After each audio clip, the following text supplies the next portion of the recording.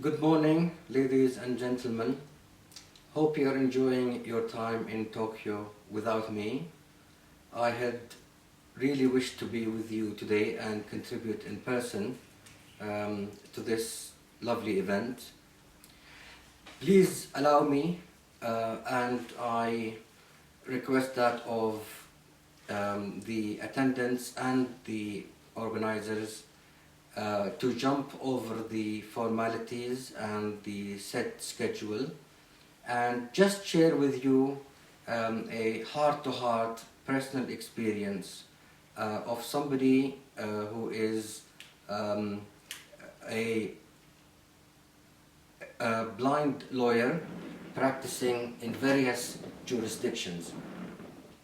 I would like to split my participation into three main areas. Firstly, talking about schooling, and then talking to people with special needs and their families, and lastly, talking to potential employers. I grew up in a society that did not have any special schools for the visually impaired. I had to join a mainstream school in the 70s and 80s in a developing country, and the only option was to join a mainstream school or stay at home, basically. My family were often very discouraged by school management and teachers to put me through the agony of going to a normal school. They always advised my parents to just keep us at home and protect us from the agony and distress of joining a normal school. I do admit that the experience at school was a very painful and stressful one. All could imagine how kids and teenagers could be so cruel towards people with special needs, especially, as I mentioned, in a society that did not recognize disabilities. Talking about visual impairment, at that time people only knew two options: either somebody who's totally blind and should stay at home, or somebody who's got eyesight deficiency, wear glasses and see perfectly through them. Any middle option was not recognized by society at that time. Having struggled through school, I finished thankfully with flying colors. And the experience I want to share here with you is, and that probably relates more to parents. Although society is much more open and much more developed nowadays, and there are so many options of normal or specialist schooling, but I have a tendency to believe that going through mainstream schools is eventually better for the person with special needs. It does strengthen the person. It is an extremely painful experience at that time, but when I look back now, I think that experience really strengthened me. And it taught me how to cope and how to mix with normal societies, with people without special needs. I have experienced special colleges. I spent a couple of years in a college called Royal National College for the Blind in the UK, in Hereford. It was an extremely pampered time. Everything was prepared beautifully. Everything was served to our hands and mouth, if I could say that. But unfortunately, you then have to move back to real life. You have to step out from that overall protection.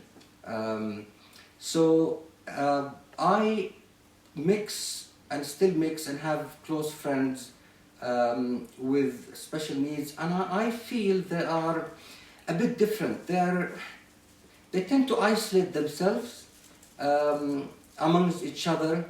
They find it difficult to socialize and mix and have normal activities with people who are outside that zone. And this is why I think going through mainstream education when somebody is young is useful. But I emphasize that while going through a mainstream schooling, a lot of special support has to be provided. Unfortunately, I didn't have that at school, but nowadays it is available. Students with special needs should really get a lot of emotional and physical and educational support while they're at mainstream schools. I guess enough of that. The next subject I want to talk about is share some of my personal experience again with people or parents of kids with special needs on how to advise them about their career path. I will share with you my personal experience. I had a big time passion for mathematics and computing when I was at college, and I insisted, despite all genuine advice, I insisted on studying mathematics. I finished with a degree from Imperial College in London, and I went to do a master's in computing. I then joined the real world, responsible for system analysis and then market research with a multinational company called Unilever. The eyesight was an obstacle. I couldn't excel, I couldn't really enjoy my full potential. 3-4 years later into employment, I really had to stop and think if I really made the right choice by studying mathematics. It was good, it was useful, I don't regret it, but maybe I should have done something more useful when I was young. More useful in the sense of more suitable for my eyesight deficiency. As a result, I was lucky enough to shift my career and go back to the UK and study law. Not everybody would get that chance, opportunity, financial support to be able to go back to university and study all over again. I did law, and I think it suited me very much, and I excelled at it, and I am considered as one of the outstanding lawyers of the region. And I would advise anybody with, let's say, visual disability to opt for an option like that. The reason is there are so many people on the market who have, let's say, non-specialized education. Things like marketing, advertising, business, analysis. There are so many of them in the market.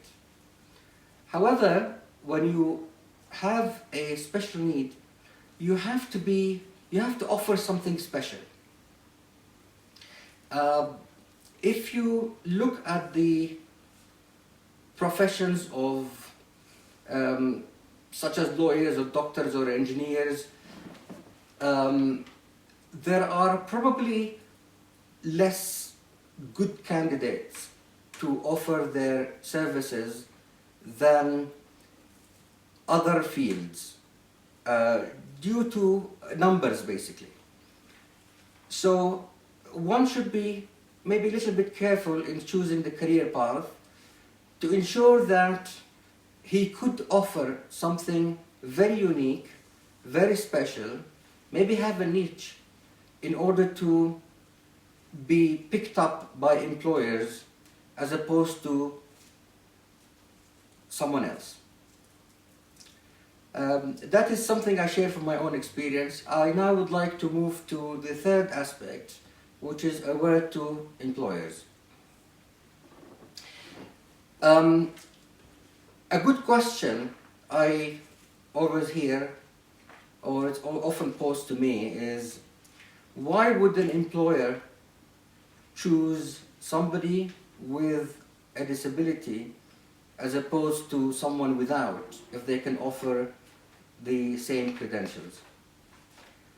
It's a good question, and maybe a hard question to answer myself, but I could just say a couple of words. I think it boils down to ability, skills, credentials, and interview.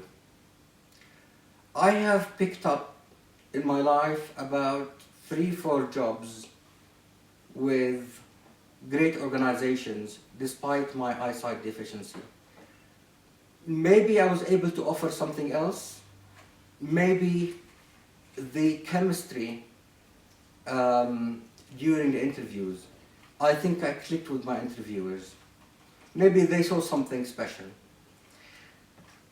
But generally speaking, normally there are few barriers which employers consider in such hiring.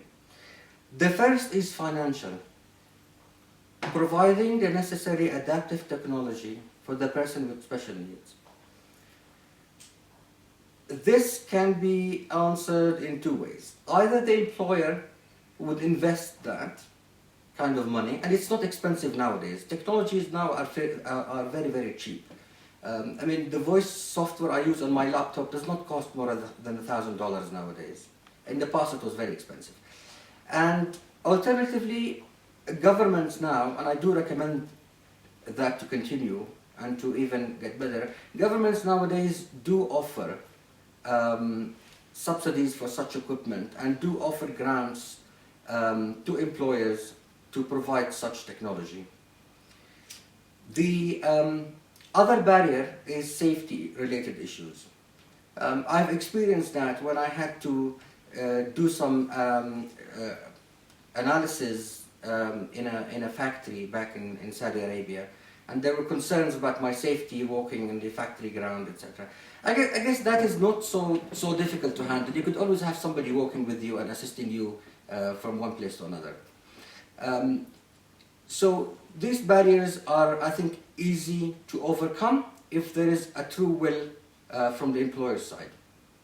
Now, employers should also be aware that we sometimes, and hopefully my colleagues later on would share with you statistics to that effect, people with special needs often have very sharp and outstanding skills.